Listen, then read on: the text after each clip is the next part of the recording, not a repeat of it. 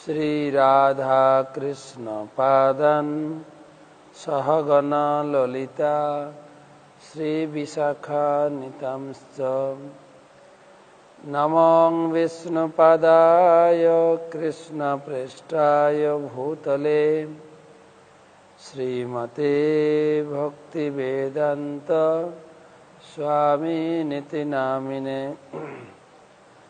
नमस्ते सारस्वते देवे गौरवाणी प्रचारिणे निर्विशेष शून्यवादी पाश्चात्यदेशतारिणे जय श्री कृष्ण चैतन्य प्रभु नित्यानंद श्री अद्वैत गदाधर श्रीवासदि श्री गौरभक्तबिंद हरे कृष्णा कृष्णा कृष्णा हरे हरे हरे राम राम राम हरे हरे। ओं नमो भगवते वासुदेवाय ओं नमो भगवते वासुदेवाय ओं नमो भगवते वासुदेवाय। नारायणं नमस्कृत्यं नरं चैव नरोत्तमं देवीं सरस्वतीं व्यासं ततो जयमुदीरये। नमो विष्णुपादाय कृष्णप्रेष्ठाय भूतले श्रीमते जयपताका स्वामिनिति नामिने नमाचार्यपादाय निताय कृपापदायिने गौरकथा धामदाय नगरग्रामतारिणे।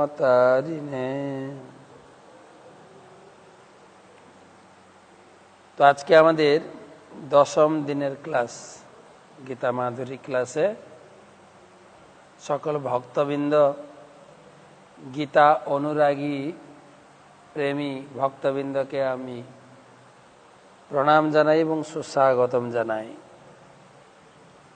আজকে আমরা আলোচনা করব দ্বিতীয় অধ্যায়ের অন্তিম অংশ। তার পূর্বে গীতা মাহাত্ম্য যোধিতে বিষ্ণু পর্বা হে গীতাম শ্রীহরি বাসরে স্বপন জাগ্রত চলন তিষ্ঠন শত্রুভীন সবধীয়তে। বলা হয়েছে যে ব্যক্তি বিষ্ণু পর্বদিনে মানে ভগবানের যে সমস্ত অনুষ্ঠান জন্মাষ্টমী, রথযাত্রা, গৌর পূর্ণিমা, দোল পূর্ণিমা, রাসযাত্রা, যে ব্যক্তি বিষ্ণু পর্বদিনে বিশেষত শ্রীহরি বাসর তিথি একাদশীতে গীতা অধ্যয়ন করেন তিনি নিদ্রিত বা জাগ্রত অবস্থায় গমন বা অবস্থানকালে কখনই শত্রুর দ্বারা পরাভূত হন না। যিনি নিয়মিত গীতা পড়বেন বিশেষ করে একাদশীর দিনে, তো আপনাকে কোনো শত্রু পরাভূত করতে পারবেন না, সে রাস্তায়, ঘরে, নিদ্রিত অবস্থা বা জাগ্রত অবস্থায়।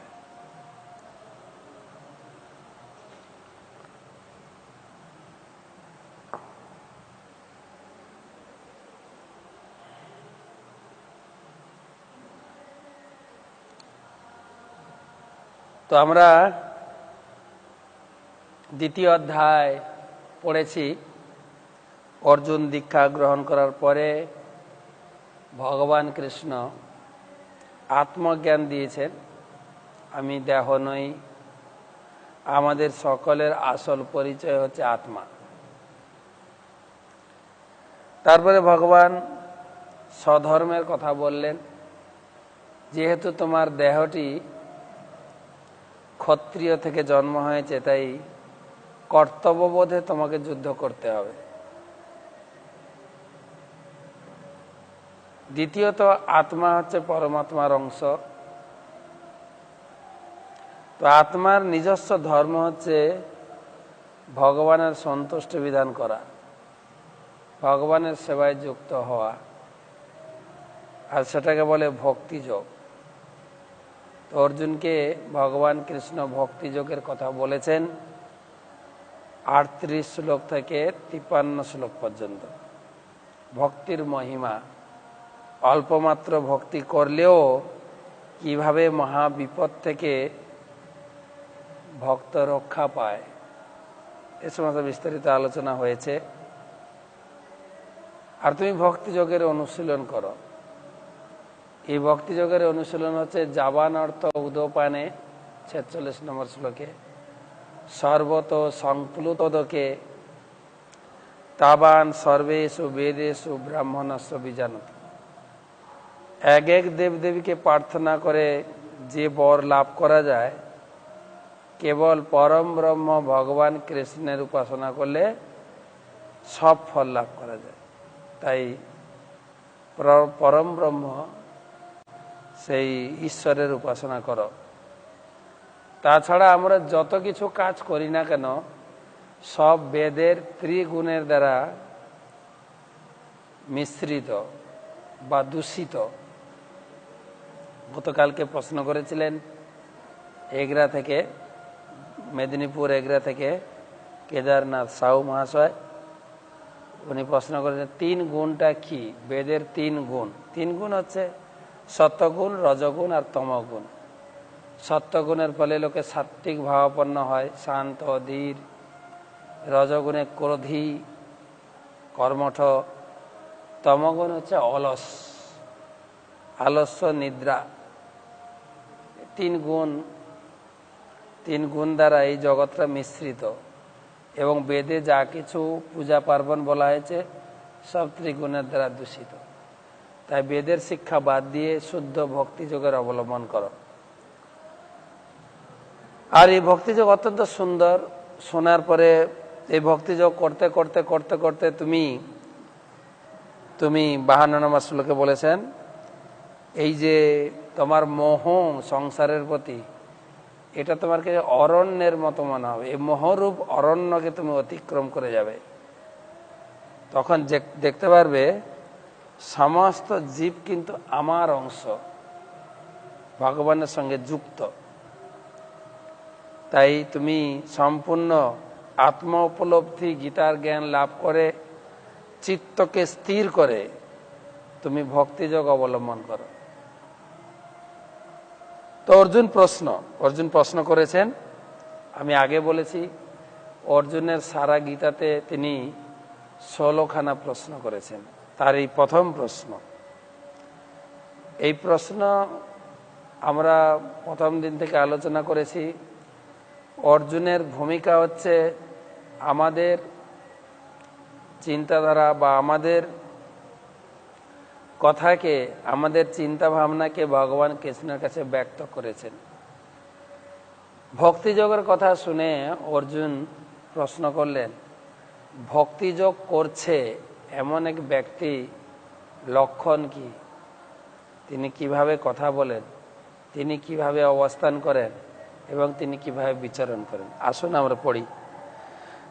অর্জুন উবাচ স্থিতপ্রজ্ঞস্য কা ভাষা সমাধিতস্য কেশব শীতধি কিম প্রভাসেত কিমাসীত ব্রজেত কিম। বিষয় ভিত্তিক প্রশ্ন। যে বিষয়ে আলোচনা হচ্ছে সেই বিষয় ভিত্তিক প্রশ্ন অর্জুন করেছেন। তুমি ভক্তিযোগের কথা বললে, হে কেশব, এ অচলা বুদ্ধি সম্পন্ন ভক্তিযোগ যে করে স্থিতপ্রজ্ঞ, তার লক্ষণ কি? সে ব্যক্তি কিভাবে কথা বলেন, তিনি কিভাবে অবস্থান করেন, তিনি কিভাবেই বা বিচরণ করেন। একটাই প্রশ্ন, 4টে ভাগ। প্রশ্নটা ভালো করে বোঝার চেষ্টা করবেন। যিনি ভক্তিযোগ, যিনি ভক্তিতে স্থিত হয়েছেন, আমরা তো জগতে সবাই বলি আমি ঠাকুরকে ভক্তি করি, কিন্তু ভগবান এখানে একটু বিস্তার বর্ণনা করবেন। আমরা কেউ না কেউ ঠাকুরকে ভক্তি করি, কিন্তু সে ভরসা কি ভক্তির লক্ষণ? ভক্তিটা কোনো ভাবাবেগ নয়। কিন্তু সাধারণ লোক মনে করে যে ভক্তি এটা ভাবাবেগ, ভাবুকের লক্ষণ। কিন্তু ভগবান এখানে বোঝাবেন এটা ভাবুকের কোনো ভাবাবেগ নয়। কিন্তু ইংরেজিতে বলে ইমোশন ইজ নট ডিভোশন। আপনার ভাবাবেগটা ভক্তি নয়। ভক্তি একটা বিজ্ঞান, বিজ্ঞানসম্মত ব্যাখ্যা ভগবান তুলে ধরবেন। অন্যান্য শাস্ত্রগ্রন্থ আপনার পড়বেন। আমাদের একটা গ্রন্থ আছে, শ্রীল রূপ গোস্বামী, তিনি লিখেছেন ভক্তির বিজ্ঞান, যার নাম দিয়েছেন ভক্তি রসামৃত সিন্ধু। ভক্তি কাকে বলে, ভক্তির লক্ষণ কি, ভক্তি যে করবেন তার কি যোগ্যতা, এবং ভক্তি করার ফলে ধীরে ধীরে আপনি কিভাবে এগোবেন এবং ভক্তির ফলে আপনি কোন জায়গায় পৌঁছাবেন। প্রথমে স্টার্টিং হবে আদৌ শ্রদ্ধা, সাধুসঙ্গ, ভজন ক্রিয়া, অনর্থ নিবৃত্তি, নিষ্ঠা, রুচি, আসক্তি, ভাব, প্রেম, গোলক বৃন্দাবন পর্যন্ত আপনি পৌঁছাবেন ভক্তির মাধ্যমে।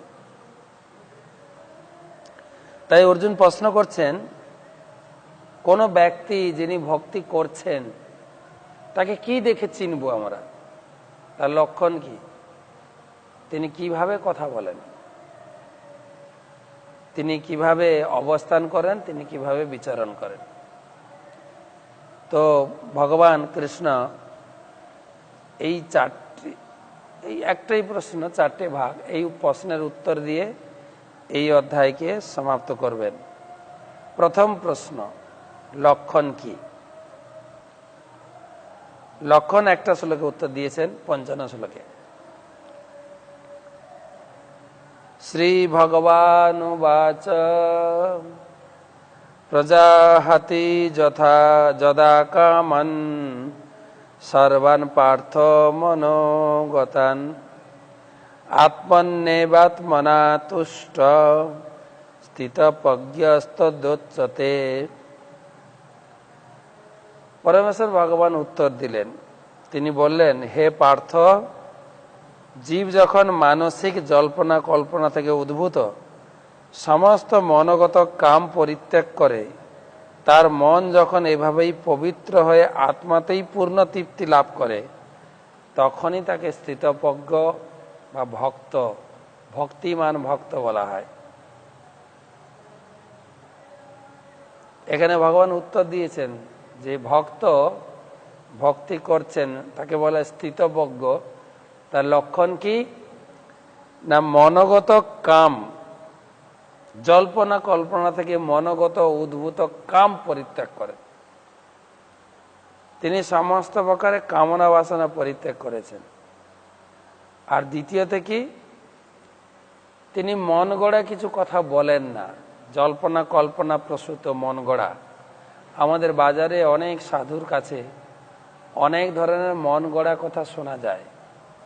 ভগবান ওইটাকে তিনি গ্রহণ করেননি, সাধু বলে। যেরকম একটা কথা রয়েছে, যে যার উপাসনা করো না ঠিক, সব এক জায়গায় যাবে, সবই একই উপাসনা। এই ধরনের মনোভাব, এই ধরনের কথাবার্তা বৈদিক শাস্ত্রে, গীতা, ভাগবতমে কোথাও লেখা নেই। বলছে লোকে যত মত তত পথ, সবই এক জায়গায় গিয়ে পৌঁছাবে। কোথায় লেখা আছে? এটা মন গড়া একটা ব্যাখ্যা। কেউ কেউ বলে, আপনারা যে ভক্তি করছেন, এই যে নিরামিষ খাওয়া দাওয়া, কোথায় লেখা আছে শাস্ত্রে? প্রশ্ন আছে, কোথায় লেখা নেই? কি প্রমাণ চান আপনি? কত কত শ্লোক চান? কিন্তু আমরা যেহেতু পড়ি না, বা গীতা ভাগবতম পড়ার জন্য আপনাদেরকে দূরে রাখা হয়। আমাদের ব্রাহ্মণ, আমাদের সমাজে সনাতন ধর্মে বা হিন্দু ধর্মে যারা ব্রাহ্মণ রয়েছেন, যারা কিছু পণ্ডিত লোক রয়েছেন, কিছু গুরুদেব বা ভগবান হয়ে গেছেন কিছু লোক আছে, তারা আপনাদেরকে শাস্ত্র পড়া থেকে বিচ্যুত রাখেন, দূরে রাখেন। এই গীতা পড়বি না, গীতা পড়বি না, গীতা পড়লে তোমাদের পাপ হবে। কারণ আপনি গীতা ভাগবতম পড়লে তো সব জেনে ফেলবেন, তার ভেলকিবাজি। তা গীতা পড়তে দেয় না। গীতা পড়বে না, গীতা শুদ্ধভাবে উচ্চারণ না করলে তোমার পাপ হবে। আমাদের গুরুদেব বলেন, যখন শিশু, বাচ্চা শিশু প্রথম কথা বলতে শেখে, বাবা বলতে পারে না, বা বলে আটকে যায়। তো বাবা মার এই ছোট্ট শিশুর আধো আধো বুলি শোনে তারা অপরাধ নেয় নাকি তারা আনন্দ পায়? কোনটা? আপনার তো বাবা মা, বলুন। আনন্দ লাগে, এই আমার বাচ্চা কথা বলা শুরু করেছে, কত বাবা বলবে, আগে বাবা বলেছে, মা বলবে না না আগে মা বলেছে, মাসি বলবে না না তোমাদের কারো নাম বলেনি, আগে মাসি বলেছে। পুরো বলতে পারে মাতনি বলে আটকে যায়। তো তাতে আনন্দ হয়। ঠিক সেরকম আমরা যখন গীতা পড়া শুরু করি, আমরা ভগবানের কাছে শিশুর মতো। উচ্চারণ সঠিকভাবে না হলেও গীতা পড়ো, পড়তে পড়তে পড়তে পড়তে উচ্চারণ সঠিক হবে। গীতা অবশ্যই পড়বে। ভগবানের কাছে আমরা শিশুর মতো, ভগবান আমাদেরকে ক্ষমা করবেন। আমরা সংস্কৃত জানি না, ভালো করে উচ্চারণ করতে পারি না, কিন্তু গীতা পড়ে জানা যাচ্ছে যারা সাধু হবেন, যারা ভগবানের ভক্ত হবেন, তারা শাস্ত্রের কথা বলবেন, নিজের মন গড়া কথা যেন না বলে। কিছু কিছু লোক বলে, আমার গুরুদেব আমাকে দীক্ষা দেওয়ার সময় বলেছে নিরামিষ খাওয়ার কথা তো বলেনি। বলে তোমার মন যা চায়, তোমার আত্মাকে কষ্ট দিয়ে ভোজন করা হয় না। সব কোথায় লেখা আছে? আত্মা কি চান, মন কি চায় জানতে হবে তো। এই মানুষকে একটা টুপি পরানোর মতো হচ্ছে। মানুষ যদি সঠিকভাবে গীতা পড়ে, গীতা লোকে পড়তে সুযোগ দেওয়া হয়, তাহলে অবশ্যই বুঝতে পারবে ভগবানের কৃপায় তার হৃদয়ঙ্গম হবে। ভগবান গীতার জ্ঞান দিয়েছেন জীবের মঙ্গলের জন্য। তিনি ভগবত গীতার জ্ঞান দান করলেন, আমরা পরে পরে আসব। তো জগতের মঙ্গলের জন্য। কিন্তু আমাদের কিছু পণ্ডিত লোক, কিছু ব্রাহ্মণ লোক, না না না গীতা পড়বি না, গীতা পড়া থেকে আমাদেরকে অনেক দূরে সরিয়ে রাখেন। যার ফলে আমরা ধর্মটাকে একটা আবোল তাবোল হিসাবে গ্রহণ করি। এক একটা মঠে এক এক রকমের মন্ত্র জপ, এক এক মঠের এক এক রকমের পূজা উপাসনা, কিন্তু গীতা ভাগবতম পড়ুন। অন্যান্য ধর্মে, ইসলাম ধর্মে, খ্রিস্টান ধর্মে একজনকে পূজা করে একটাই রাস্তা। আর আমাদের হিন্দু ধর্মে আমরা ধর্মগ্রন্থ পড়ি না, কেবল পূজা করতে করি। কিন্তু ধর্মগ্রন্থ তারা যেরকম কোরআনের ভিত্তিতে তারা উপাসনা করে, বাইবেলের ভিত্তিতে যিশুর উপাসনা করে, আমরা গীতার ভিত্তিতে যদি যাব, তাহলে অবশ্যই আমাদের ধারণা পরিষ্কার হয়ে যাবে। ধারণা তাই বলছেন, যিনি মন গড়া কথা বলেন না, মনোভূত জল্পনা কল্পনা পরিত্যাগ করে, যিনি পবিত্র হয়েছেন, মনকে পবিত্র করেছেন। পবিত্র অর্থে যেন কোনো প্রকারের কলুষ অর্থে পাপ, কলুষ অর্থে পাপ। এখন গুরু মহারাজের ক্লাস শুনে এলাম। গুরু মহারাজ বলছেন একটা বিষয় তিনি আলোচনা করছিলেন, চৈতন্য ভাগবত থেকে মনে হয়, চৈতন্য ভাগবত, আমি ধরতে পারলাম না, চৈতন্য ভাগবত আর চৈতন্য মঙ্গল, সম্ভবত চৈতন্য ভাগবত। দাড়ি সন্ন্যাসীর কাহিনী।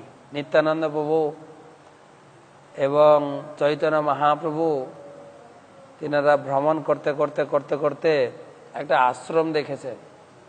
চৈতন্য মহাপ্রভু জিজ্ঞাসা করছেন এটা কিসের আশ্রম? বলছে এখানে একটা সাধুও থাকেন। মহাপ্রভু বললেন চলো আমরা একটা সাধু সঙ্গ করি। গিয়ে তারা বসেছেন, সাধুকে প্রণাম করেছেন। সাধু সঙ্গে সঙ্গে আশীর্বাদ দিয়েছেন, তোমাদের বিষয় সম্পত্তি সব লাভ হোক, সুন্দর স্ত্রী লাভ হোক। মহাপ্রভু অবাক হয়ে গেছেন, এবার সাধু আবার কি আশীর্বাদ দেয়? মহাপ্রভু বলছেন আরে আপনি সাধু লোক, আমাদেরকে এরকম আশীর্বাদ দিচ্ছেন কেন? আপনারা আশীর্বাদ দেন আমাদের জন্য বিষ্ণু ভক্তি কৃষ্ণ ভক্তি হয়। সাধু বলছেন আরে তোমাদের আমি জগতে যেটা লোক চায়, কামনা বাসনা ধন সম্পত্তি, এটাই মন্দির মঠ মন্দিরে, সেটা তোমাদের দিলাম, আর তোমার এটাকে প্রত্যাখ্যান করলে কেন? আরে বিষ্ণু ভক্তি, বিষ্ণু ভক্তি করে তোমার পেট ভরবে? বিষ্ণু ভক্তি জ্ঞান, জ্ঞান নিয়ে তোমার কি হবে? তাই তোমাকে ধন সম্পদ সুন্দরী স্ত্রী এই আশীর্বাদ দিল। তো নিত্যানন্দ প্রভু চৈতন্য দুজন দুজনের দিকে তাকাচ্ছে। তারপরে কিছুক্ষণ আলোচনার পরে সেই সাধু দাড়ি সন্ন্যাসী বলছেন আচ্ছা তোমাদের জন্য একটু আনন্দ নিয়ে আসবো। আনন্দ? আনন্দ? চৈতন্য মহাপ্রভু জিজ্ঞাসা করছেন নিত্যানন্দ আনন্দটা কি জিনিস? তো নিত্যানন্দ বলছেন আনন্দটা হচ্ছে মত। মত।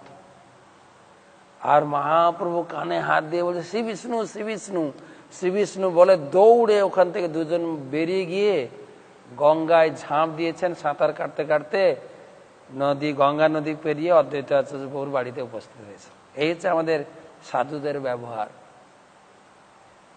আমাদের সমাজে সাধুরা অখাদ্য কুখাদ্য খাচ্ছে, আর তাদের শিষ্যদেরকেও খেতে প্ররোচনা দিচ্ছে। সাধারণ লোক জানে সাধু মানে হচ্ছে সাত্ত্বিক ভোজন করে, কে না জানে? কিন্তু সেই সমস্ত মঠ মন্দিরে তারা নিজেরা খাচ্ছেন, আর তারে যেহেতু নিজেরা খান, তারা তাদের শিষ্যকে জোর গলায় বলবে কি করে তুমি খেও না? মহাপ্রভু বলেছেন যিনি আচার করেন তিনি প্রচার করতে পারবেন। আমি যদি না আচার করি, আমি নিরামিষ খাই না, অন্যজনকে নিরামিষ খাওয়ার উপদেশ দেব কি করে? হৃদয়ে বাঁধবে তো। এরকম দেখেন, তুমি নিরামিষ খাবে, তিনটে আঙ্গুল কিন্তু আপনার দিকে রয়েছে, একটা আঙ্গুল ওর দিকে, তিনটে আঙ্গুল নিজের দিকে। তুমি নিজে পালন করো, তারপরে বলবে। তাই ভগবান এখানে ক্লিয়ার করলেন সাধুর লক্ষণটা কি। সাধুর লক্ষণ হচ্ছে সে মন গড়া কিছু কথা বলবে না।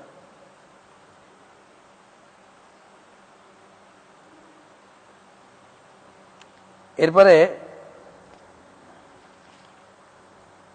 দুটো শ্লোক 56-57। তাই আমাদেরকে বিচার বিবেচনা করে সাধারণভাবে আমরা জানি জীব হত্যা মহাপাপ, আমরা যেন পাপ না করি। পুণ্য কতটুকু করতে পারবো জানি না, কিন্তু ভগবানের ভক্তি করুন, পাপ না করেন। কালকে একজন প্রশ্ন করেছিলেন যে 13টা ক্যামেরা পিছনে লাগানো আছে কি কি। আমি ব্যক্তিগতভাবে ওনাকে উত্তর পাঠিয়েছি, তবুও বলি 13টা ক্যামেরা গুনবেন। সূর্য, চন্দ্র, দিন, রাত্রি, সন্ধ্যা, পৃথিবী, জল, বায়ু, আকাশ, অগ্নি, দেবতা, দিক, চারিদিক আছে না, 10 দিক। দিক কটা হলো? 12টা। আরেকবার, সূর্য, চন্দ্র, দিন, রাত্রি, সন্ধ্যা, পৃথিবী, জল, বায়ু, আকাশ, অগ্নি, দেবতা, 10 দিক। কত? 12। আর শেষে হচ্ছেন পরমাত্মা, 13। সঙ্গে সঙ্গে ঘুরছে, সব সময় আছেন আমাদের পিছনে। পাপ। তাই বলছেন, শাস্ত্রে বলছে কিবা জ্যোতি সতী কিবা নিজ জাতি। জ্যোতি মানে সন্ন্যাসী, সতী মানে সতী নারী। কিবা জ্যোতি সতী, কি সন্ন্যাসী হোক বা সতী নারী হোক, যে হরি নাহি ভজে, যে হরি ভজন করে না, ভবে জনমিয়া জনমিয়া রৌরবে পড়ি মজে। তিনি এই জগতে বড় বড় কথা বললেও তাকে নরকে যেতে হবে। নরক তার জন্য কোন নরক? রৌরব নরক। রৌরব নরকটা অনেক বড়, কেননা তারা শিষ্যকে নিয়ে ঢুকবে তো ওখানে, সেই জন্য ওদের জন্য নরকটা বড় করা হয়েছে। জগৎকে ভণ্ড বা জগৎকে চিটিং করছে, শুধু কাউকে ধরে এনে বসে ইনি হচ্ছেন ভগবান। কোথায় লেখা আছে? খুব পরিষ্কারভাবে গীতায় ভগবান ক্লিয়ার করলেন যে মন গড়া কথা তিনি বলেন না, এবং শাস্ত্রের আধারে তিনি তার জীবনকে পরিচালনা করেন এবং সকলকে উপদেশ দেন। এবারে দ্বিতীয় প্রশ্ন ছিল তিনি কিভাবে কথা বলেন। দুটো শ্লোকে 56 এবং 57। 56 শ্লোক। দুঃখেষু অনুদিগ্ন মনা সুখেষু বিগত স্পৃহ ভিতরাগ ভয় ক্রোধ শীতদি মুনি উচ্চতে। প্রশ্ন ছিল কিভাবে কথা বলেন। তিনি ইংরেজিতে কথা বলেন, না সংস্কৃতে কথা বলেন, না বাংলা ভাষায় কথা বলেন, কিসে কথা বলেন? ভগবান উত্তর দিচ্ছেন, ত্রিতাপ দুঃখ উপস্থিত হলে যার মন উদ্বিগ্ন হয় না, সুখ উপস্থিত হলেও যার স্পৃহা হয় না, যিনি রাগ ভয় ক্রোধ থেকে মুক্ত তিনি স্থিতধী, তিনি হচ্ছেন স্থিতপ্রজ্ঞ। ভগবান একটু অন্য অ্যাঙ্গেল থেকে উত্তর দিয়েছেন। তিনি কিভাবে কথা বলেন মানে কিভাবে তিনি প্রতিক্রিয়া ব্যক্ত করেন। তার জীবনে যদি কোনো দুঃখ আসে তিনি বিচলিত হন না, তার জীবনে যদি কোনো অত্যন্ত সুখের দিন আসে তিনি আহ্লাদে ফেটে পড়েন না। তিনি রাগ অর্থে আসক্তি, ভয় ক্রোধ থেকে মুক্ত। খুব সুন্দর জিনিস, কিন্তু সাধুকে যিনি সুখ দুঃখে বিচলিত হয় না, স্থির। সুখের সময় ভগবান যা করে মঙ্গলের জন্য, আর দুঃখের সময়ও ভগবান যা করে মঙ্গলের জন্য। তার মন স্থির, শীতধী মুনি, তার মন স্থির। আমরা তো যখন কোনো আমার অনুকূল জিনিস প্রাপ্ত হই একদম আহ্লাদে ফেটে পড়ি। আমি যখন কলকাতায় এই কৃষ্ণ নাম প্রচার করতাম, মাঝে মাঝে এই খেলার দিন আসতো, ভারত অস্ট্রেলিয়া খেলা, তো মনে মনে বাসনা করতাম যদি ভারত হেরে যায় খুব ভালো হয়। কেন? ভারত হেরে গেলে সব চুপচাপ হয়ে শুয়ে পড়বে। হ্যাঁ, আর যদি ভারত জিতে যায় ফটকা ফাটাবে, শীষ মারবে, সে কত কি ঘুমাতে পারবে না লোকে, আল্লাহ আনন্দ। আর যদি হেরে যায় সকালে দেখবেন ক্লাবের সামনে যত খেলোয়াড়, সচিন তেন্ডুলকর, কপিল, যা যা আছে সবার গলায় জুতোর মালা। এই হচ্ছে আমাদের নেচার। কিন্তু ভগবান বলছেন যিনি সাধু তিনি স্থির। সুখ আসলেও ভগবানের কৃপা বলে গ্রহণ করেন। আমার এত পাওনা ছিল না, ভগবান কৃপা করে আমাকে দিয়েছেন। আর যখন দুঃখ নেমে আসে তার জীবনে, দুঃখ কি আসে সাধুদের জীবনে? না। অনেক সময় তো লোকে প্রশ্ন করে আপনাদেরও দুঃখ আসে? সাধুদের তো বেশি দুঃখ আসবে। যত দুঃখের মধ্যে থাকবে তত ভগবানকে ডাকবে। সুখে থাকলে ভূতে খায়, সুখে থাকলে ভগবানকে ভুলে যায় লোকে। তাই প্রতিটা পদক্ষেপে ভগবানকে মনে রাখার জন্য তার প্ল্যান, যেরকম পঞ্চপাণ্ডব তাদের জীবনটা কেমন কেটেছে। আবার যুধিষ্ঠির মহারাজ তিনি তো অনেক সুখে ছিলেন, কিন্তু পঞ্চপাণ্ডব দুঃখের মধ্যে থাকলেও ভগবান তাদের সঙ্গে ছিলেন। আমাদের বাংলায় একটা কথা বলে না, আমাদের বিল গেট উনি একটা কথা বলেছেন, ওনার একটা নীতি আছে। বিল গেট উনি বলছেন, যখন তোমার টাকা থাকবে তখন তুমি নিজেকেও ভুলে যাবে তুমি যে কি, হাওয়াতে উঠতে থাকবে, কাউকে তুমি পাত্তাই দেবে না। টাকা থাকলে তুমি নিজেকে ভুলে যাবে, আর যখন টাকা থাকবে না দুনিয়া তোমাকে ভুলে যাবে, দুনিয়া তোমাকে পাত্তা দেবে না। দেখ লোকটার কাছে কি লাভ নেই, ঠিক না? টাকা থাকলে টাকার গর্বে নিজেকে ভুলে যাবে, আর টাকা না থাকলে দুনিয়া তোমাকে ভুলে যাবে। তো প্রশ্ন হচ্ছে, যখন দুঃখের দিন আসে কেউ থাকে না পাশে, কেউ থাকে না। এটা বাস্তব অভিজ্ঞতা। আমাদের গ্রামে একটা কথা আছে, যখন কেউ থাকবে না তখন কে থাকবে? যখন তোমার কেউ ছিল না তখন ছিলাম আমি, এখন তোমার সব হয়েছে, পর হয়েছে। যখন সবকিছু থাকে ভগবান বলবেন ও তো সবকিছু আছে, আমার আর কি দরকার আছে। তাই যখন সাধুর জীবনে দুঃখ নেমে আসে তখন ভগবানকে স্মরণ করে। সাধুর জীবনটা সুখ দুঃখে বিচলিত হন না, অর্থাৎ তিনি কাউকে দোষারোপণ করেন না। এটা হচ্ছে মেন উত্তর। এটাই কিভাবে কথা বলেন, তার জীবনে সুখ আসুক দুঃখ আসুক কাউকে প্রতিক্রিয়া করেন না, কাউকে দোষারোপ করেন না। তোমার জন্য আমি এই দুঃখ পেয়েছি না, তোমাকে আমি দেখে নেব। যেরকম কয়েকদিন আগে ঘটনা ঘটল না, নির্ভয়া কাণ্ড। আমার মেয়েকে যেভাবে মেরেছে আমি দেখে নেব তাদেরকে, চ্যালেঞ্জ।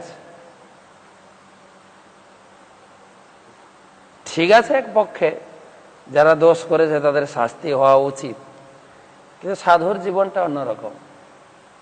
কাউকে দোষারোপ করে না, আমার কপালে ছিল তাই। তো সেই জন্য সুখ দুঃখ উপস্থিত হলে সে কারোর উপরে রাগ বা কারোর উপরে হিংসা করেন না। এটা হচ্ছে তার কথা বলার ধরন। তিনি সবকিছু সইতে পারেন। তিনি মনে করেন, ভাগবতমে বলছেন, ভাগবতমে বর্ণনা করে ব্রহ্মাজি প্রার্থনা করছেন ভগবানের কাছে, তত্তেহ কনুকম্প্যা সুসুমেক সমান ভঞ্জান কৃতম বিপাকম। ব্রহ্মা বলছেন, হে ভগবান, ভক্তরা জীবনের সমস্ত সুখ দুঃখকে নিজের পূর্বজন্মের কর্মের ফল বলে মনে করে, আমি করেছি, কর্মের ফল মনে করে সহ্য করেন। আমার জীবনে দুঃখ আরো বেশি আসতো, ভগবানের কৃপায় কমে গেল। এটাই তো আছে শাস্ত্রে। আমাদের জীবনের দুঃখগুলো আমাদের হাতের রেখায় কপালের রেখায় ফুটে ওঠে, যার ফলে জ্যোতিষী হাত দেখে বিচার করে বলে দেন তোমার সামনে এই ফাঁড়া আছে, এই দুঃখ আছে। ফাঁড়া বা দুঃখ কাটানোর উপায় কি? বলে তুমি পাথর পরো, পাথর, স্টোন। বলা হয়েছে যদি অরিজিনাল স্টোন হয় আর জ্যোতিষ যদি ঠিক মতো বিচার করে, তাহলে ওই পাথর বা স্টোন আপনার জীবনের যা দুঃখ বিপদ বা ফাঁড়া আছে 30% কাটবে, 30% কাটবে। যদি আপনি গ্রহ পূজা করেন, নবগ্রহ আছে, শনি, বৃহস্পতি, বুধ, মঙ্গল, যে দশা লেগেছে সেই দশা কাটানোর জন্য যদি গ্রহ পূজা করেন তাহলে 60% দোষ কাটবে। কিন্তু কেউ যদি হাততালি দিয়ে হরিনাম করেন, হরে কৃষ্ণ কৃষ্ণ কৃষ্ণ হরে হরে হরে রাম রাম রাম হরে হরে। কেউ যদি হাততালি দিয়ে হরিনাম করেন তাহলে তার 99% দোষ বা দুঃখ কেটে যাবে। বেকার আপনি টাকা দিয়ে জ্যোতিষ বা পাথরে খরচা করবেন কেন? হরিনাম করুন। রামকৃষ্ণ দেবও বলেছেন, গাছের গোড়ায় হাততালি দিলে যেরকম গাছের পাখি উড়ে যায়, তাই তুই যত হাততালি দিয়ে হরিনাম করবি তোর শরীরের সমস্ত পাপ পক্ষে উড়ে চলে যাবে। হরিনাম করুন। 99%, 1% যাবে। হয়তো আঙ্গুল কাটতো, সবজি কাটতে গিয়ে একটু মটিটা লেগে গেল, 1% যাবে। তাই সুখ দুঃখ তিনি সহ্য করে কাউকে দোষারোপ করেন না, প্রতিক্রিয়া করেন না। আর কি, য সর্বত্রান অবিস্নেহ তৎপ্রাপ্য শুভাশুভম নাভিনন্দতি নদেষ্টি তস্য প্রজ্ঞা প্রতিষ্ঠিতা। জড়জগতে যিনি সমস্ত জড় বিষয়ের প্রতি আসক্তি রহিত, প্রিয় বস্তু পেলে আনন্দিত হয় না, অপ্রিয় বস্তু উপস্থিত হলে দেশ করেন না, তিনি পূর্ণ জ্ঞানে অধিষ্ঠিত। একই জিনিস দুবার বলা হলো। তার অনুকূল জিনিস পেলে অত্যন্ত আনন্দিত হন না, বা তার কোনো বিপরীত কিছু পেলে, দুঃখ জিনিস পেলে তিনি ক্রোধান্বিত বা কোনো কি বলে দুঃখ প্রকাশ করেন না। এটা হচ্ছে তিনি কিভাবে কথা বলেন। তিনি ভগবানের উপর নির্ভরশীল।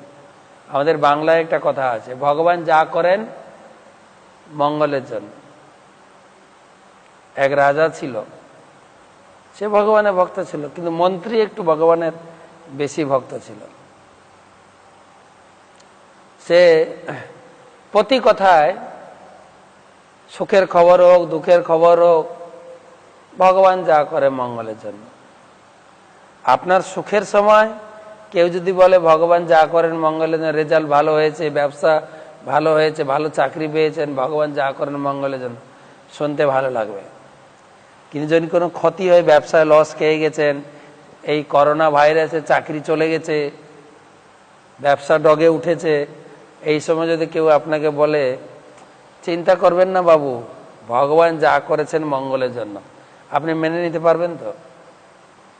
কি বলছো, আমার ব্যবসা বন্ধ হয়ে গেছে, আমার এই ক্ষতি হয়ে গেছে, ভগবান যা করে মঙ্গলের জন্য, মানতে পারবেন না।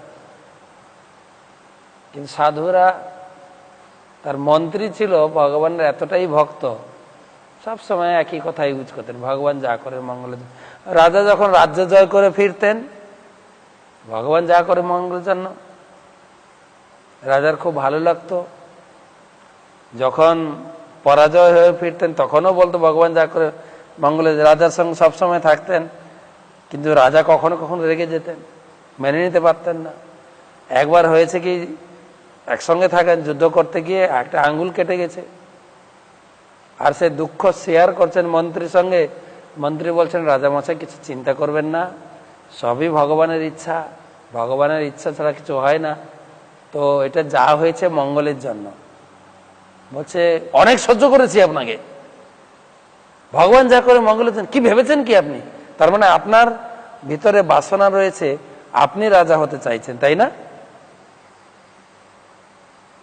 এই কে আছিস, ওকে জেলে পুরে দে, আক্কেল জ্ঞান নেই। আমার আঙ্গুল কেটে গেছে বলে কি ভগবান যা করে মঙ্গলের জন্য? পাগল নাকি? আর ওকে জেলে ধরে নিয়ে যাচ্ছেন পুলিশরা, জেলে যাচ্ছে, তখনও বলছেন কিছু মনে করবেন না রাজা মহাশয়, যেটা আমি জানি সেটা বলেছি, ভগবান যা করে মঙ্গলের জন্য। রাজা বলছে, দেখো সত্যিই পাগল, জেলে যাচ্ছে তাও বলছে ভগবান যা করে মঙ্গলের জন্য। জেলে পুরে দেওয়া হলো মন্ত্রীকে। রাজা গেলেন রাজধানীতে ফিরে। কিছুদিন পরে তিনি মৃগয়া করার জন্য জঙ্গলে গেছেন পাত্র মিত্র নিয়ে, আর হঠাৎ কালবৈশাখী ঝড় এসছে। কালবৈশাখী ঝড়ে সে সবাই সেই ঝড়ো বাতাস, বর্ষা, শিলাবৃষ্টি সবাই ছিন্ন বিচ্ছিন্ন হয়ে গেছে।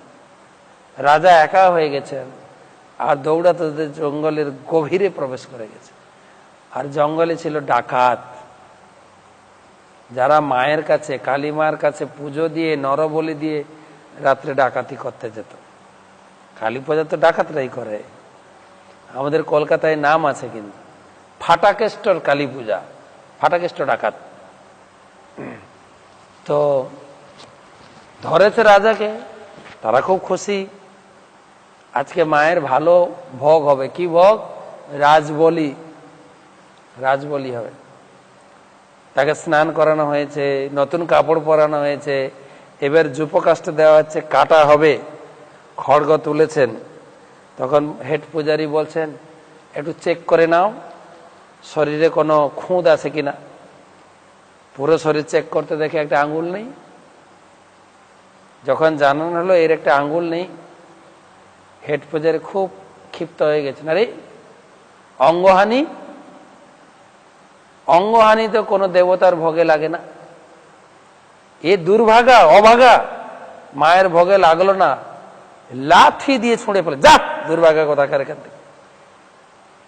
আর বেচারা রাজা ওখান থেকে রেহাই পেয়ে ছুটতে ছুটতে, ত্রাহি ত্রাহি করতে করতে রাজধানীতে ফিরেছে। ফিরে হাঁপাচ্ছে, বেঁচে গেলাম, যদি আঙুলটা না কাটতো কি হতো। আচ্ছা, মন্ত্রী তো বলেছিল, মহাশয় আপনার আঙুল কেটেছে ভগবান যা করে মঙ্গলের জন্য।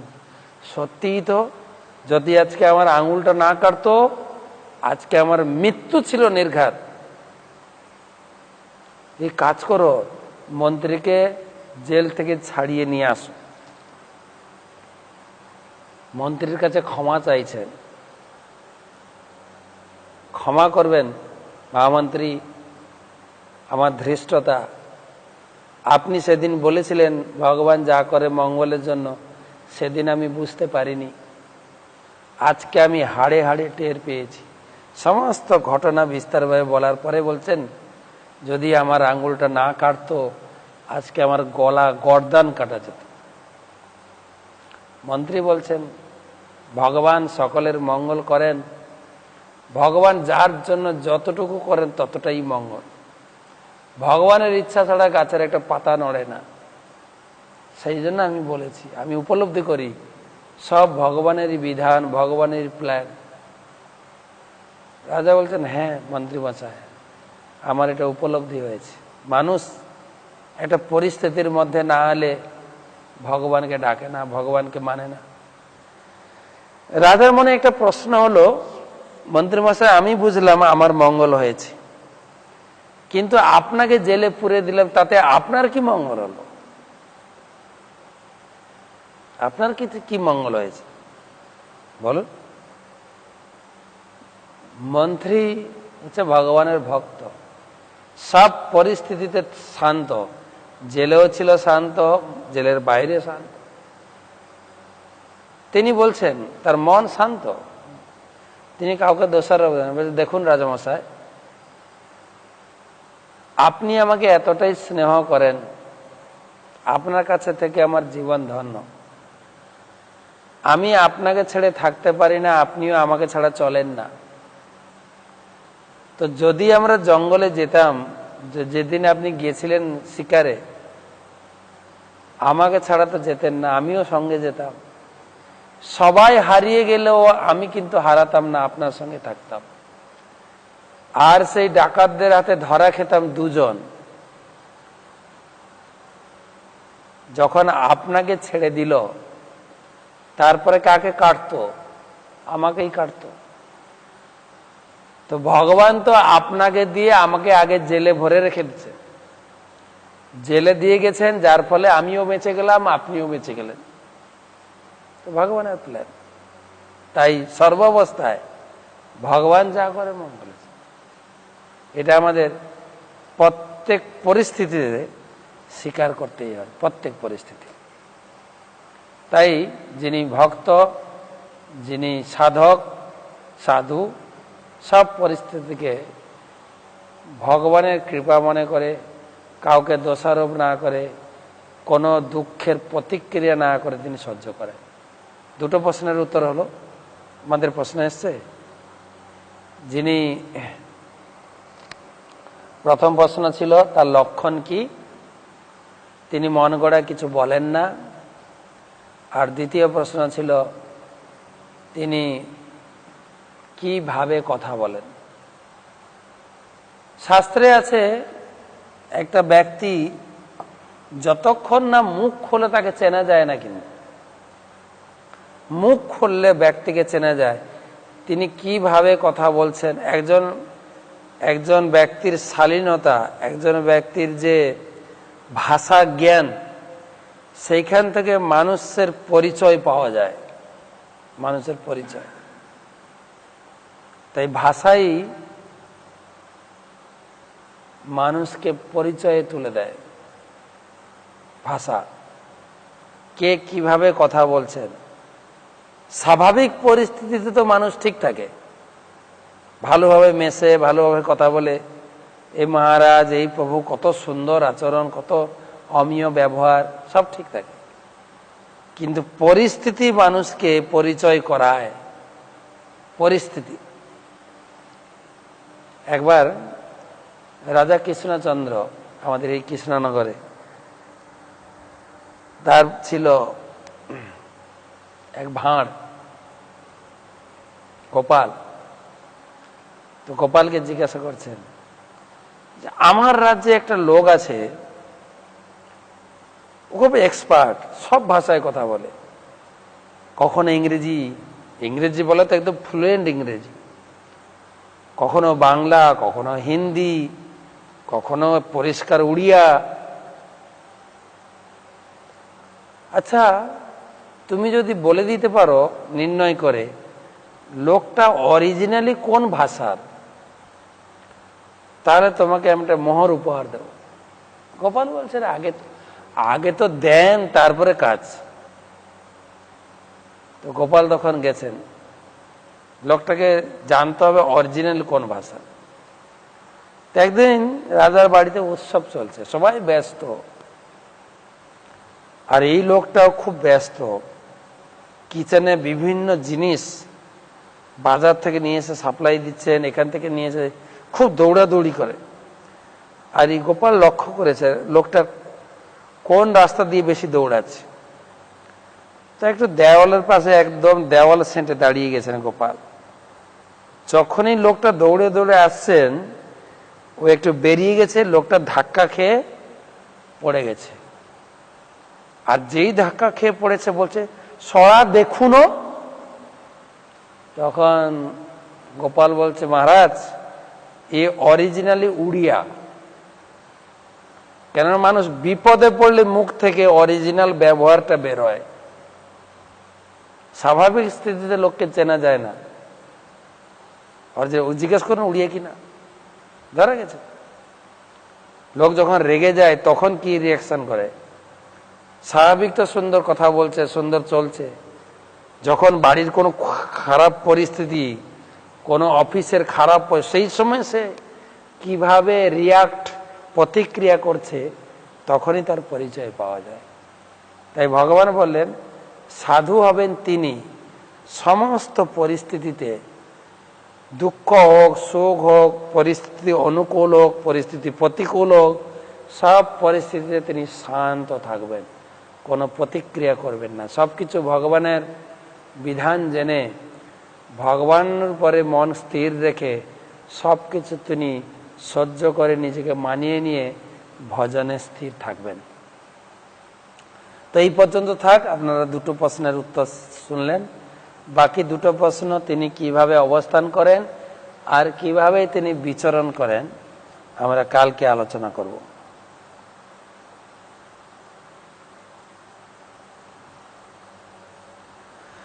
আমার প্রণাম নেবেন। কালকের ক্লাসের প্রশ্ন, পুণ্য কিভাবে ভক্তিতে বাধা দেয়, কৃপা করে এই বিষয়ে একটা আলোচনা করবেন। সমাপ্তি জানা, চিল্কা গীতা পাঠচক্র। চিল্কা মানে মেদিনীপুর নাকি চিল্কা? তো এই প্রশ্নের উত্তর আমি দিয়েছি। একদিন এই প্রশ্ন এসেছিল যে পাপটা ভক্তির বাধা আমরা জানি, পাপের ফলে ভক্তির বাধা। এই প্রসঙ্গে আমরা চতুর্থ অধ্যায়ে আসব। ভগবান বলেছেন ভক্তির ফলে, জ্ঞানের ফলে পাপ নষ্ট হয়, জ্ঞানের ফলে পুণ্য নষ্ট হয়। পাপের ফলে আমাদের ভক্তি কি করে বাধা পায়? আমরা গত জন্মে অনেক পাপ করেছি, যার ফলে আমরা এমন একটা শরীর পেয়েছি, আমরা এই শরীর দিয়ে ভালো করে ভজন করতে পারি না, খুব সকালে উঠতে পারি না, আমি উপবাস করতে পারি না, উপবাস করলে আবার গ্যাস হয়ে যায়, ডাক্তার অনেক নির্দেশ দিয়েছেন আমি চলতে পারি। এটা হচ্ছে পাপের প্রতিক্রিয়া। পাপটা হয়ে গেছে ভক্তির বাধা।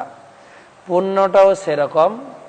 আমি আগে বলেছি, আরেকবার রিপিট করছি, পুণ্যের ফলে আমাদের ঐশ্বর্য লাভ। গত জন্মে আমি অনেক ভালো কাজ করেছি, পুণ্য করেছি, যার ফলে আমার পুণ্যের ক্যাটাগরি অনুযায়ী বিভিন্ন জিনিস লাভ করি। কমপক্ষে ভাগবতমের শিক্ষা অনুযায়ী কুন্তী দেবী ভাগবতমের প্রথম স্কন্ধে বলেছেন কমপক্ষে 4টা জিনিস পুণ্য থেকে লাভ হয়। প্রথম হচ্ছে জন্ম, উচ্চকুলে জন্ম। আমি ব্রাহ্মণ ঘরে জন্মগ্রহণ করেছি। মুখার্জি, ভট্টাচার্য, চ্যাটার্জি, চক্রবর্তী বা যা যা আমার পরিবার খুব বর্ধিষ্ণু পরিবার, ধনী পরিবার। এই জন্ম, উচ্চকুলে জন্ম, যেটা ভক্তির একটা বাধা। আপনি বলবেন কাউকে তুমি একটু হরিনাম করো, গীতা পড়ো, তুমি আমাকে শিখাতে এসছো? আমার চ্যাটার্জির ঘরে জন্ম, কিছুই করবে না, ভক্তিটাকে ধরতেই পারবে না, ভক্তি গ্রহণ করবে না। তাই ভক্তির একটা বাধা উচ্চকুলে জন্ম। জন্ম ঐশ্বর্য, পুণ্য কর্মের ফলে অনেক ঐশ্বর্য হয়, ধনী হয়, অনেক টাকা পয়সা, ধন সম্পত্তি। তাদের কাছে গিয়ে যদি বলেন বাবু একটু হরিনাম করুন, সঙ্গে সঙ্গে বলবে কেন হরিনাম করব? আমার কিসের দুঃখ? তুমি খেতে পাও না, তোমার দুঃখ, তুমি হরিনাম করো, আমি কেন হরিনাম করব? আমি তো সব পেয়েছি, আমার সব কিছু আছে। তাই এটা একটা ভক্তির বাধা, ঐশ্বর্য, ধনী লোক। তো জন্ম, ঐশ্বর্য। তারপরে শ্রুত, শ্রুত মানে বিদ্যা, জ্ঞান বিদ্যা, বিদ্যা মানে জাগতিক বিদ্যা। আমি ইঞ্জিনিয়ারিং, আমি ডক্টর, আমি এমটেক, বিটেক, বিবিএ, এমবিএ। তাদের কাছে যদি বলা হয় আপনি একটু গীতা পড়ুন, হ্যাঁ গীতা পড়ে, আমার কত বই পড়ে আছে, গীতা পড়ে, গীতা পড়ে কি লাভ হবে? চাকরি পাবো আমি? হরিনাম, হরিনাম করার সঙ্গে সমান নেই, আমার অনেক কাজ। তোমাদের কোনো কাজ নেই, তোমরা হরিনাম করো, গীতা পড়ো, আমার অনেক কাজ, আমি ইঞ্জিনিয়ার, আমাকে এই সব করতে হয়। তাই শ্রুত বিদ্যাটাও ভক্তির বাধা। ভক্তিবিনোদ ঠাকুর বলেছেন জড় বিদ্যা সব মায়ার বৈভব, তোমার ভজনে বাধা, মোহজনমিয়া অনিত্য সংসারে, জীবকে করো এ গাধা গাধা। এটা ভক্তির বাধা। জন্ম, ঐশ্বর্য, শ্রুত। এটা শ্রী, শ্রী মানে সৌন্দর্য। মানুষ যদি নিজে সেরকম সুন্দর শরীর পায়, ছেলে বা মেয়ে, আর দিন রাত যদি সেলুনে গিয়ে শুধু মেকআপ করতে থাকে, আর ঘরে শুধু ড্রেসিং টেবিলের সামনে সারাদিন, দেখা যায় বাজারে। এখন তো সবাই আয়না নিয়ে ঘুরে পকেটে, মানি পাসে, আর সেরকম মানি পাসও বেরিয়ে গেছে, আয়না সেট করা আছে। সারাদিন আমরা দেখি যা বাজারে গাড়ি লাগে, যখন প্রচার করি, গাড়ির আয়নাতে গিয়ে দাঁড়িয়ে সারাদিন এইসব করে লোকে। আমি সৌন্দর্যবান, আমার পিছনে, আমি যদি মেয়ে হয়ে আমার পিছনে কত লোক ঘুরছে। ভক্তি এসব। তাই শারীরিক সৌন্দর্যটাও ভক্তির একটা বাধা। তার জন্য পুণ্যকর্মটা ভক্তির একটা বাধা। যে জন্ম, উচ্চকুলে জন্ম, এই পুণ্যকর্মগুলো ভক্তি করতে বাধা দেয়। তো ধন্যবাদ। সমাপ্তির জন্য আশা করি আপনি উত্তর পেয়েছেন। জ্যোৎস্না সাউ, এগরা, পূর্ব মেদিনীপুর। ভগবানের মহান ভক্তরা দেবদেবীর প্রসাদ গ্রহণ করেন না কেন? আপনাকে একটু ওয়েট করতে হবে। এই প্রশ্নের উত্তর আমরা তৃতীয় অধ্যায়ের শুরুতে দেব। প্লিজ আপনি একটু ওয়েট করুন, আমি গীতার শ্লোকের ভিত্তিতে আপনাকে উত্তরটা দেব।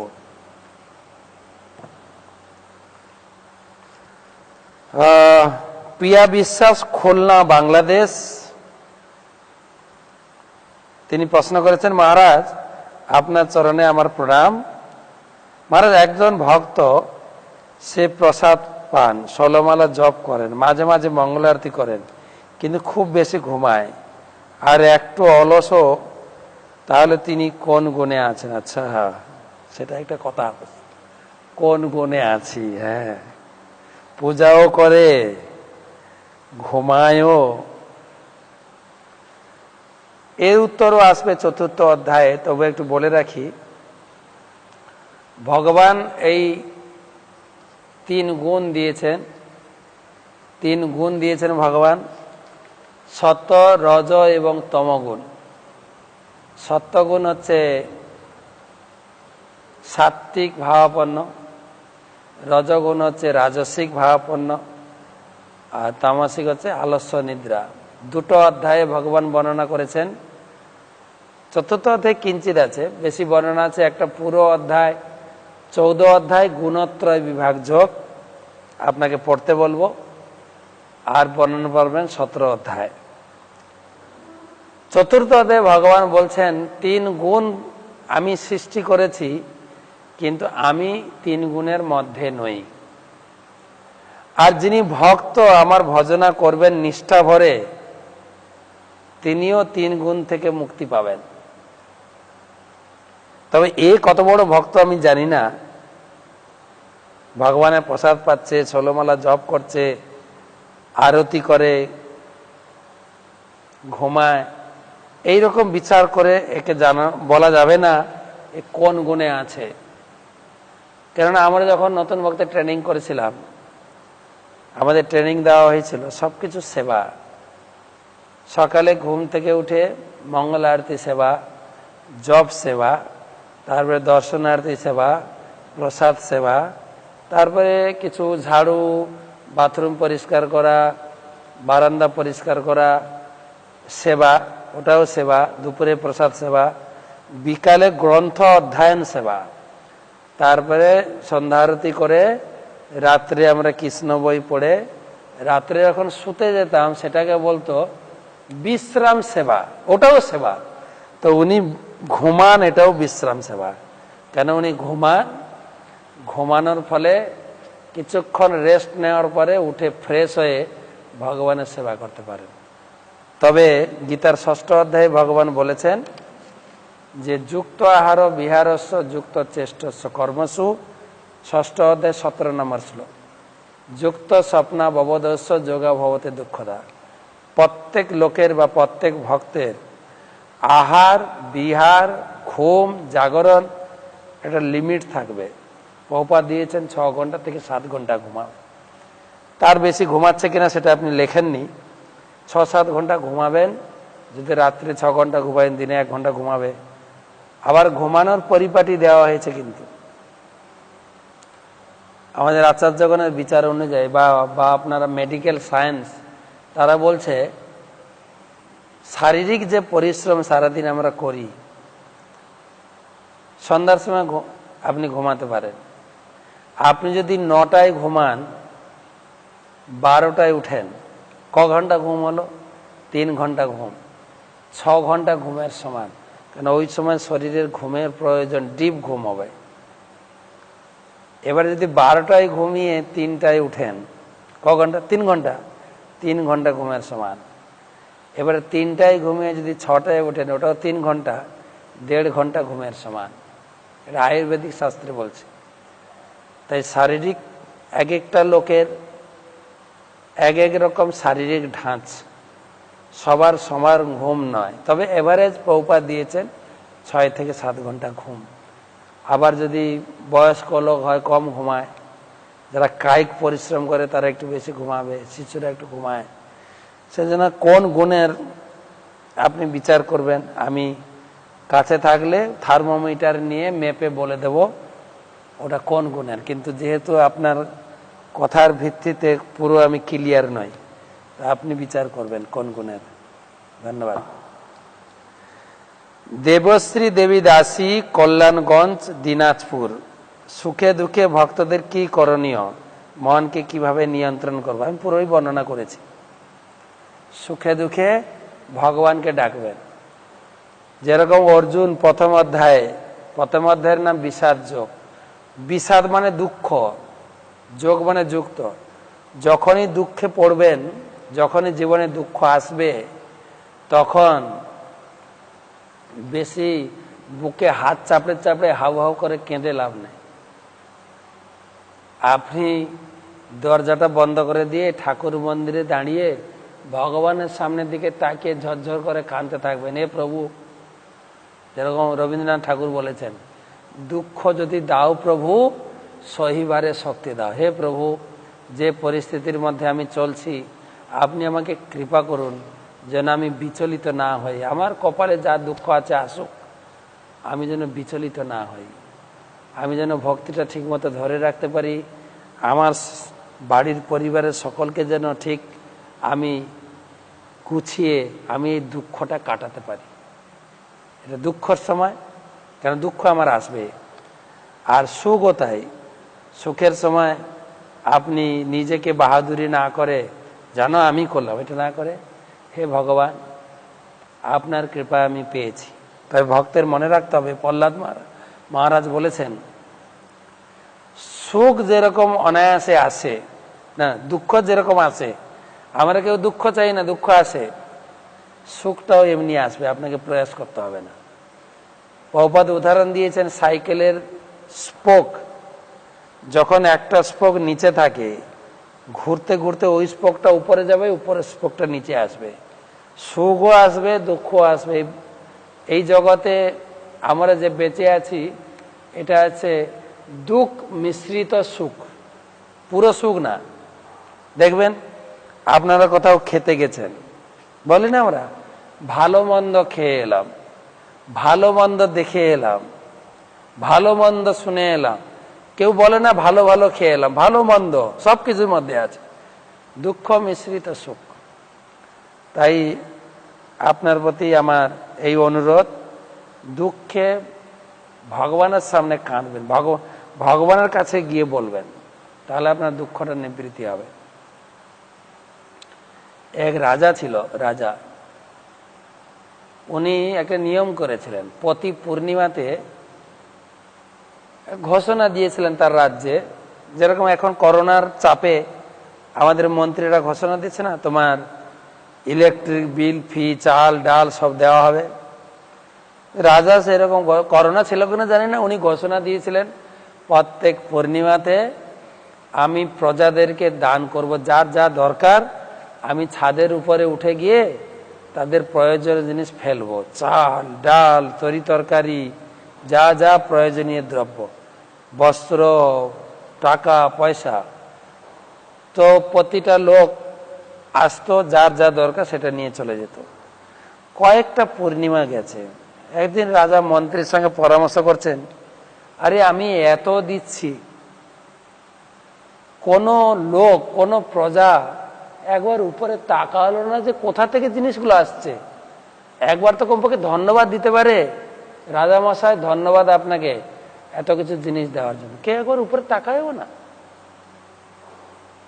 তখন মন্ত্রী তাকে বুদ্ধি দিয়েছে, একটা কাজ করুন, সামনের পূর্ণিমাতে আপনি চাল ডাল টাকা পয়সা বস্ত্র কিছু ফেলবেন না, ফেলবেন ইট পাথর। এবারে সব প্রজারা এসে গেছেন, সবাই জানে চাল কোথায় পড়ে, জানে ডাল কোথায় পড়ে, জানে বস্ত্র কোথায়, টাকা কোথায় পড়ে সব জানে। সবাই এম নিয়ে দাঁড়িয়ে আছেন, চাল পড়বে আমি ধরবো। আর ওই দিন চাল ডাল কিছু পড়ছে না, পড়ছে বড় বড় পাথর ইট পড়ছে। আর সবার মাথা ফেটে, আর নিজেদের মাথায়, এই তুই পাথর মারলি কেন, নিজেদের ভিতরে ঝগড়া করছে। তো কেউ আর উপরের দিকে তাকাচ্ছে না যে পাথরও কোথা থেকে আসছে। তা আমরা সুখের সময় ভুলে যাই, একবার উপরে হাত তুলে তাকানো, হে ভগবান তোমাকে ধন্যবাদ, আমার কত সুখ তুমি দিয়েছ। অ্যাটলিস্ট দুঃখের সময় একবার হাত তুলে তাকায়, হে ভগবান আমি এই দুঃখের ভিতরে আমি কি করে বাঁচবো, তুমি আমাকে কৃপা করো। উপরে একবার তাকাবেন তো। তাই দুঃখ হোক সুখ হোক ঈশ্বরকে ডাকবেন। তুলসীদাস বলেছেন, দুঃখ সে সব হরি ভজে, সুখ সে ভজে কই। মানুষ দুঃখে পড়লে হরিকে ডাকে, সুখের সময় তো ভুলে যায়। দুঃখ সে সব হরি ভজে, সুখ সে ভজে কই। अगर সুখ সে ভজে তো দুঃখ কাহা সে হুই।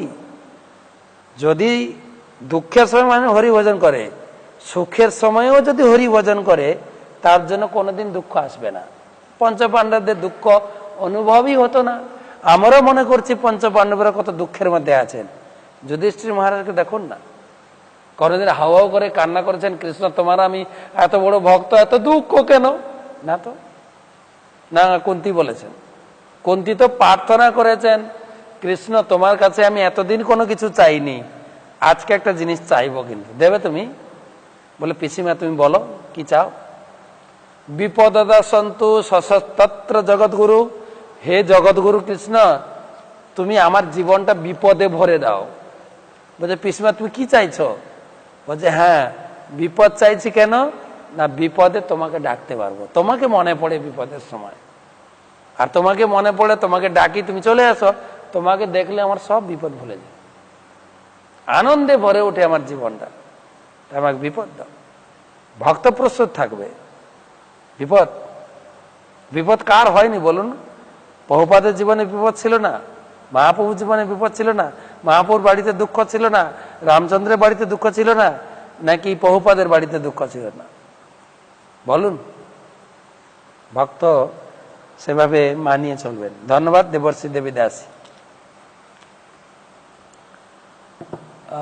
আরো দুখানা প্রশ্ন বাবা, তাড়াতাড়ি একটা শর্টে দেব। বিশাখা দেবী দাসী, উত্তর দিনাজপুর। পঞ্চসোনা পাপ থেকে মুক্তির উপায়গুলি আরেকবার যদি বলেন, আলোচনা করেন। আমি একটা উত্তর দিয়েছি গরুর পুরাণ থেকে, পঞ্চসোনা পাপের জন্য পঞ্চ সমাধান, কিন্তু মেন উত্তরটা হচ্ছে যেটা সেদিন বলেছি, আর একবার শুনে রাখুন, যে গরুর পুরাণে বলা হয়েছে শাস্ত্র অধ্যয়ন করবেন, অধ্যাপনাং ব্রহ্মযজ্ঞ পিতৃযজ্ঞ তর্পণম। আপনি প্রতিদিন গীতা ভাগবতম পড়বেন, আর অমাবস্যা তিথিতে পিতৃদেবের উদ্দেশ্যে বা পূর্বপুরুষদের তর্পণ, আর যজ্ঞ করবেন দেবতাদের উদ্দেশ্যে, বলি দিতে হবে দেবীদেবীর কাছে গিয়ে, আর এটা হচ্ছে অতিথি সেবা, বাড়িতে যত অতিথি আসবে সেবা করবেন। কিন্তু মূল উত্তর গীতায় দিয়েছেন, সেটাও আসবে তৃতীয় অধ্যায়ে। ভগবান বলছেন, এই যে পঞ্চসোনা পাপ হয়, কি কিভাবে পাপ হয় মনে আছে তো? চুল্লি, পেছনি, চুল্লি আমরা চুলা জ্বালাই, চুলাতে অনেক পোকামাকড় থাকে, মরে যায়। পেছনি মানে আমরা শিল নোড়া বা এখন বলবেন মিক্সি মেশিন গ্রিল করে চালিয়ে দেবো, ভিতরে অনেক পোকামাকড় থাকে, মরে যায়, এটাও পাপ হয়। তারপরে কুণ্ডনী, কুণ্ডনী মানে ঝাড়ু, ঝাড়ু দিতে গিয়ে অনেক পোকামাকড় মরে। তারপরে হচ্ছে চোদকুম্ভস্য, হামানদিস্তা বা ঢেঁকি, আর এটা হচ্ছে জলকুম্ভ, কলসি বা ঘোড়া বা বোতল, তার ভিতরে অনেক জল ভরতে গেলে অনেক পোকামাকড় মরে যায়, খুব সূক্ষ্ম জীব অনেক থাকে। তো উত্তর, মেন উত্তর যেটা আপনি শুনবেন বা যেটা আপনি করবেন, আপনি বলি দিতেও পারবেন না, যজ্ঞ করতে পারবেন না, ওগুলো বাদ রেখে, কেননা কলিযুগে বলি নিষেধ করা হয়েছে, কালকে এটাও বলেছি। তাই মেন আপনি করবেন, গীতায় ভগবান বলছেন, যজ্ঞা শিষ্ট সিন সন্ত, গীতার 3 অধ্যায় 13 নম্বর শ্লোক আপনি গীতাতে মিলিয়ে নেন। যজ্ঞা শিষ্ট সিন সন্ত মুচ্চন্তে সর্বকিল্লিশয়। আপনি এই যে জল ভরা, আগুন জ্বালানো, ঝাড়ু দেওয়া, মশলা বাটা, যা যা যা করছেন, কেউ রান্না করছেন, এটার মূল উদ্দেশ্য হচ্ছে খাওয়া। কিন্তু সবকিছু রেডি করে যদি আপনি ভগবানকে ভোগ দিয়ে খান, সমস্ত পাপ থেকে মুক্ত হয়ে যাবেন। শ্লোকটা বের করে আপনি পড়ুন, আপনার হাতে নিশ্চয়ই গীতা আছে, 3 অধ্যায় 13 নম্বর শ্লোক। যজ্ঞা শিষ্ট সিন সন্ত মুচ্চন্তে সর্বকিলিশয়, কিল্লিশই মানে পাপ, সমস্ত প্রকার পাপ থেকে আপনি মুক্ত হয়ে যাবেন যদি আপনি ভগবানকে নিবেদন করে খান। আর যদি রান্না করে ভগবানকে না দিয়ে খান, তারপরের লাইনে দেখেন, ভোঁতে তঘং পাপা, সে মুঠা মুঠা পাপ খায়। আপনার রান্না নিরামিষ হোক বা আমিষ হোক, আমিষ তো পাপই, কিন্তু নিরামিষ রান্না হলেও পাপ, কেননা আগুন জ্বালাতে গিয়ে জল ভরতে গিয়ে এইসব পাপ ঢুকেছে ওর ভিতরে। তাই যদি আপনি ভোগ নিবেদন না করে নিজে শুধু গ্রাসে খান, ভোংতে তঘং পাপ, আপনি ভাত ডাল সবজি খাচ্ছেন না, কি খাচ্ছেন? পাপ খাচ্ছেন। যে পচন্তি আত্মকারণা, যে নিজের জন্য রান্না করে খাবে, ভগবানকে ভোগ দেবে না, সে পাপ খাবে। তাই আপনার প্রতি আমার অনুরোধ, বিশাখা দেবী দাসী, আপনি তো নাম শুনে মনে হচ্ছে আপনি ভক্ত ভগবানের, কোনো জিনিস ভগবানকে নিবেদন না করে খাবেন না, যা খাবেন ভগবানকে নিবেদন করে খাবেন। আপনাকে ধন্যবাদ। তাহলে আপনার পঞ্চাশোনা পাপ বা পঞ্চবিধান এগুলো আপনাকে পালন করতে হবে না। সিঙ্গুর হুগলি থেকে নাম নেই, কর্মজীবনে আবদ্ধ হয়ে কিভাবে ভক্তি করব, অনেক চেষ্টা করেও কিন্তু সময় বের করতে পারি না, সময় কিভাবে পাবো যদি একটু বলেন। সময় তো সবার জন্য 24 ঘন্টা, এবারে আপনাকে রুটিন করতে হবে। রুটিন, আপনি অনেক ব্যস্ত থাকলেও, নীতিশাস্ত্রে একটা কথা আছে যে শতং বিহায় ভক্তব্যম, শত কাজ থাকলেও আপনি টাইমে খাবেন, কিন্তু খাওয়াটা কিন্তু টাইমে হওয়া চাই। সহস্রম স্নানম আচরের, 1000 কাজ থাকলেও টাইমে স্নান করবেন, ও খাওয়ার থেকে আরো গুরুত্বপূর্ণ স্নান।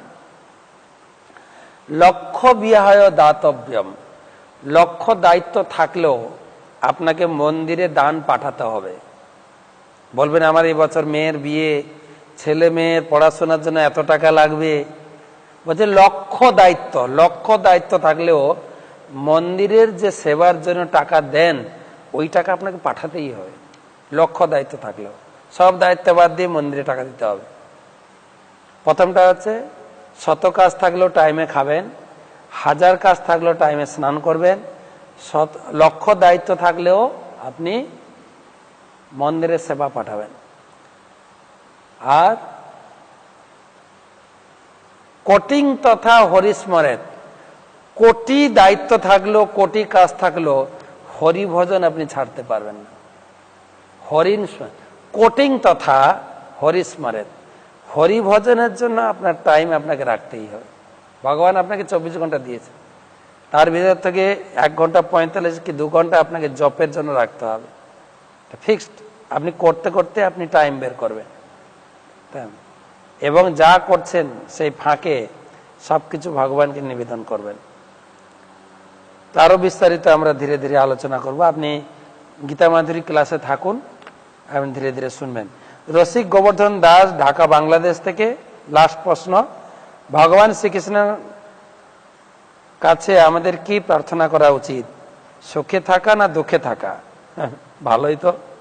পঞ্চ পাণ্ডবরা কি কুন্তী দেবীর মতো দুঃখ আশা করছিলেন? জানি না, পঞ্চ পাণ্ডবদের আপনি ফোন করে জিজ্ঞাসা করতে পারেন। আমি পঞ্চপাণ্ডবের মনোভাব বলতে পারবো না, তবে আমি কোন ছবি বা পিকচার দেখি না যে আমাকে এত দুঃখ দেওয়া হলো কেন, না, পঞ্চপাণ্ডবরা বলেনি।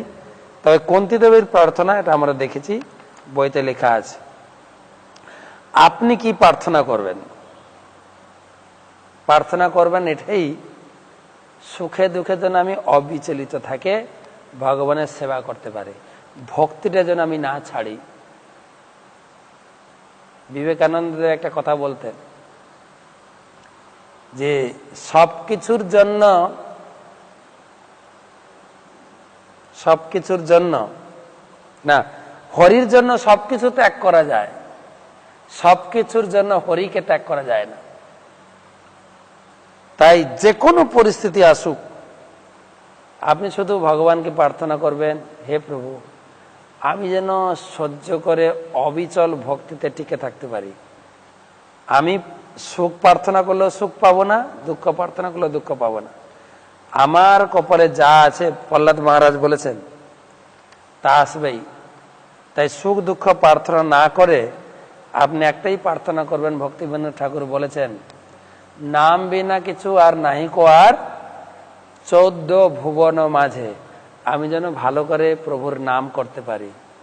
আর প্রভুর নাম হচ্ছে, আজকে গুরু মহারাজ বলছিলেন যে বর্তমান যে পরিস্থিতি, বিপদ, আমাদের সকলের নামের মাধ্যমে প্রার্থনা করা উচিত, নামের মাধ্যমে। কারণ নামের মাধ্যমে প্রার্থনা হয়েছে সব থেকে উৎকৃষ্ট প্রার্থনা। আর কলিযুগের নাম হচ্ছেন ভগবানের সমান। যেই নাম সেই কৃষ্ণ, ভজন নিষ্ঠা করি, নামের সহিত আছেন আপনি শ্রীহরি। নাম সাক্ষাৎ ভগবান। তাই নামকে আশ্রয় করে আমি যেন সদা সর্বদা নাম করতে পারি, নাম নিতে পারি। আর নাম যখনই আমি নেব, ভগবান আমার সঙ্গে থাকবেন। আমি সমস্ত বিপদকে সহ্য করে ভক্তিতে অবিচলভাবে আমি থাকতে পারবো। সবাইকে ধন্যবাদ। আজকে এখানে আমি সমাপ্ত করছি। আপনাদের সঙ্গে আবার দেখা হবে কালকে 7:30টায়। আপনারা ভগবানের নাম করবেন, ভগবানের আশ্রয়ে থাকবেন। ভগবান আপনাদের মঙ্গল করুক। কোনো পরিস্থিতিতে যেন আমরা ভগবানকে ভুলে না যাই, এটাই আমার প্রার্থনা। আপনারা ভালো থাকুন। হরে কৃষ্ণ।